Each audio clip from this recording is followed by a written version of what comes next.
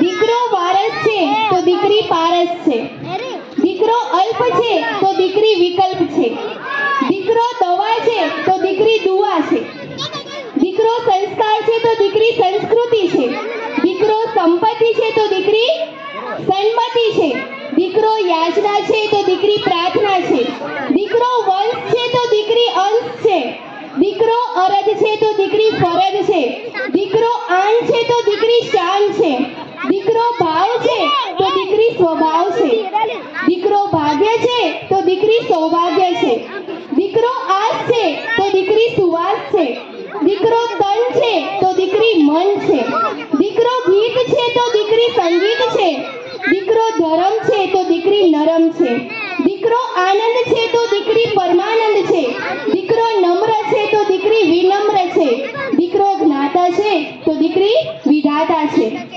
હજુ પણ આપણે કેટલીક અંધશ્રદ્ધાઓમાં જીવીએ છીએ કે આ અંધશ્રદ્ધાઓને કારણે ક્યારેક આપણને ખરાબ પરિણામો ભોગવવા પડે છે.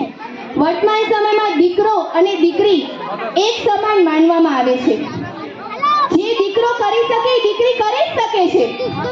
હવે આપણને પણ આ બંનેમાં ભેદ કરવો જોઈએ નહીં. દીકરો દીકરી એક સમાન છે. તો ચાલો આપણે એક સત્ય ઘટના પર આધારિત એક નાટક જોઈએ અને આ ભેદને ભૂલીએ. તો નાટક લઈને આવી રહી છે ધોરણ 6 થી 8 ની છોકરીઓ. નાટકનું નામ છે આનંદી નાટક.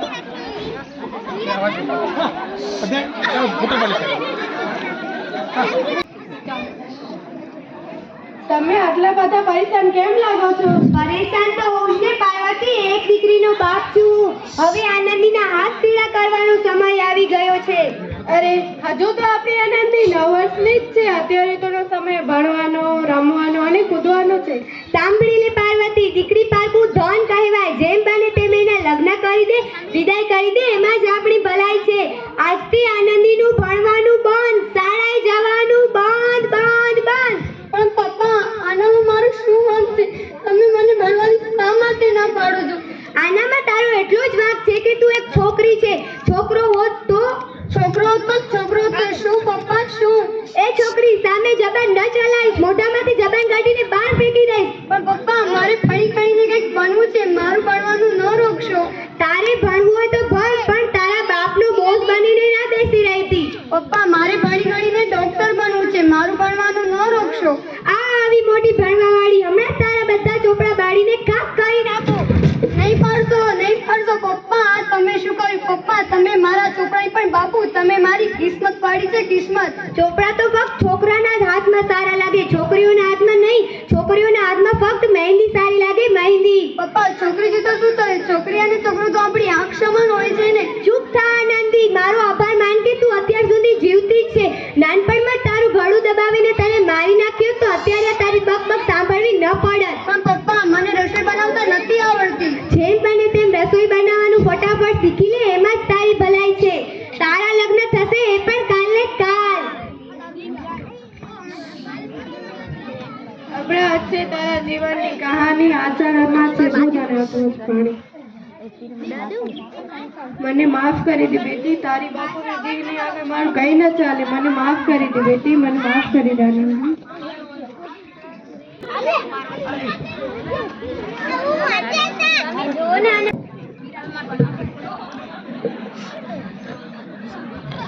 આનંદી, આનું શરીર બહુ જ ગરમ છે. આને તો તાવ આવી ગયું છે. તમે પણ લાવ મને આપો.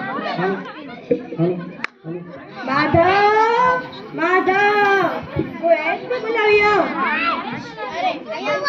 અરે આનંદી, આ તું શું કરે છે? ભગવાનની ભભૂતિ લગાઈ રહું છું. આ બધું અંધવિશ્વાસ છે આનંદી.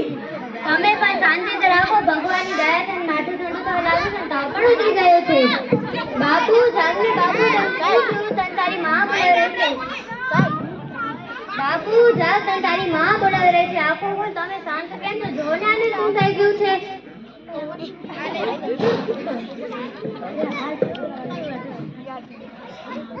આનંદી, હવે આપણો છોકરો ક્યારે આંખે નહીં ખોલે. નહીં, મારા છોકરાને મારાથી કોઈ પણ અલગ નહીં કરી શકે. ગાંડી ન થા આનંદી, ગાંડી ન થા. માધવ,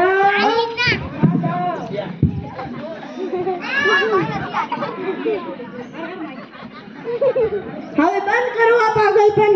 ભગવાનને મારા આપણા છોકરાને લઈ લીધો. ભગવાને આપણા છોકરાને નથી લીધું, પણ તારી અશિક્ષા અને અંધવિશ્વાસને કારણે આપણા છોકરાનું મોત થયું છે.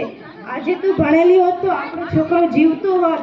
તું તો અનપઢ આનંદી, તું તો અનપઢ. અનપણ હવે હું અનપણ નહીં રહું, હું ભણીશ, ખૂબ ભણીશ. મારા જેમ અનપણના કારણે બીજી કોઈ આનંદી પોતાના બાળકને ગુમાવી શકે. શાબાશ આનંદી, શાબાશ. આજ તારા અપરાધ માટે પ્રાયશ્ચિત છે.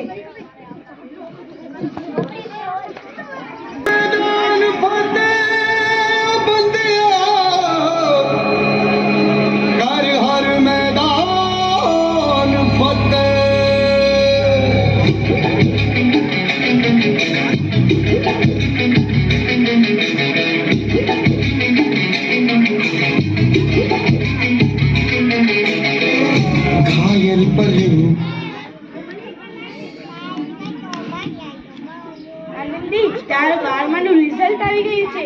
તે આખા ક્લાસમાં પ્રથમ નંબર મેળવ્યો. આખા ક્લાસમાં પ્રથમ નંબર. હા, ક્લાસમાં પ્રથમ નંબર મેળવ્યો છે. આનંદી, તારી મહેનત રંગ લાવી છે. તને શિષ્યવૃત્તિ મળી છે અને અમેરિકા જવાના વિઝા મળ્યા છે. આનંદી, પણ આ બધું હું એકલી કેવી રીતે કરીશ? અરે આનંદી, તું તને આટલું કમજોર કેમ સમજે છે? તો આટલું બધું ભણવાનું શું ફાયદો? તું તો ગવારની ગવાર જ રહી. ગવાર? હવે હું ગવાર નથી રહી, હું અમેરિકા જવા માટે તૈયાર છું.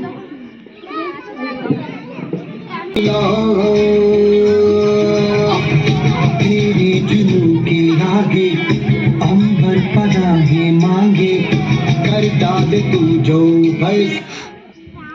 આમ આનંદી અમેરિકા જવા રવાના થઈ. 3 વર્ષ પછી આનંદી ડોક્ટર બની ગઈ.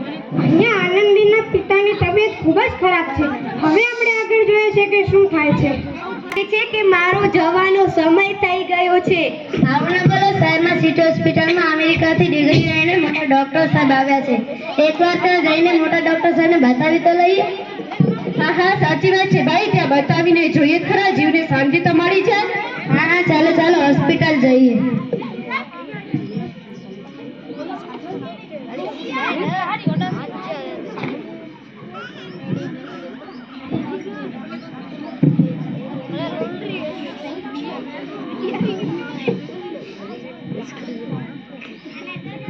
આ દર્દીની તો હાલત ખૂબ જ ખરાબ છે. આમને તો કોઈ ચમત્કાર આ વ્યક્તિને બચાવી શકે. આવું ન બોલો ભાઈ, મોટા ડોક્ટર સાહેબ ક્યારે આવશે? આવી ગયા ડોક્ટર મેડમ.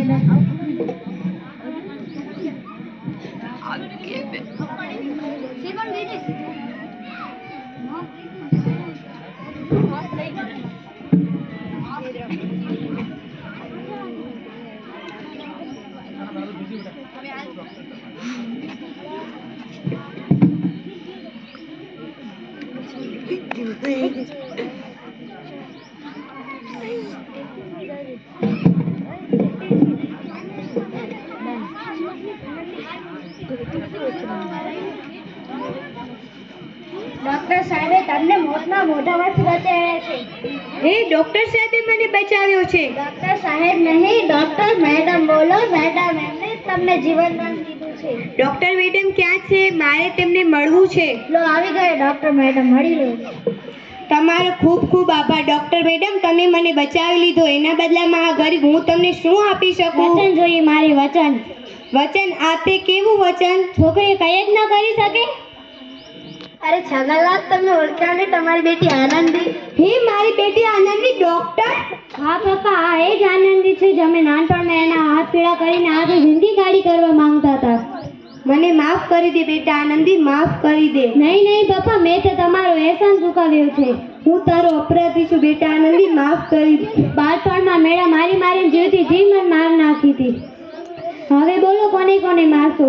મને માફ કરી દે બેટા આનંદી, હું તારો ગુનેગાર છું. પપ્પા, તમે કહેતા હતા ને ચોપડા તો ફક્ત છોકરાના હાથમાં સારા લાગે ને છોરીના હાથમાં તો ફક્ત મહેંદી સારી લાગે.